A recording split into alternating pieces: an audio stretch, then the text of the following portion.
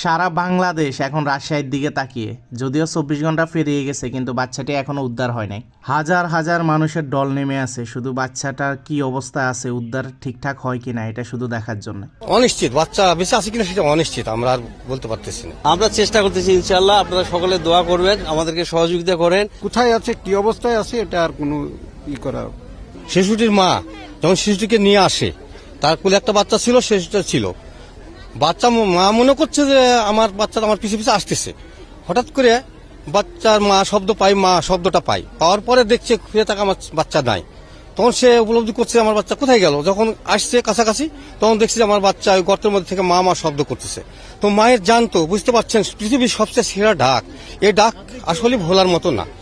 তবুও তারা জানাজানি হওয়ার পরে, বেলা 1টার দিকে ঘটনা ঘটছে, জানাজানি হওয়ার পরে প্রথমে ফায়ার সার্ভিসকে খবর দেওয়া হয়েছে। ফায়ার সার্ভিস এখানে আসছে, তারা আসার কাজ শুরু করছে এবং তারা আমাদেরকে নিশ্চিত করছে যে বাচ্চা 30 ফিট নিচে আছে এবং জীবিত আছে।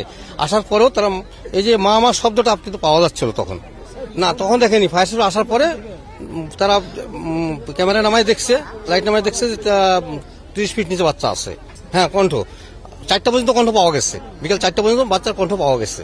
সবাই দোয়া করবেন যেন বাচ্চাটাকে অন্তত জীবিত যেন উদ্ধার করা যায়, এছাড়া আমাদের আর কি করার আছে।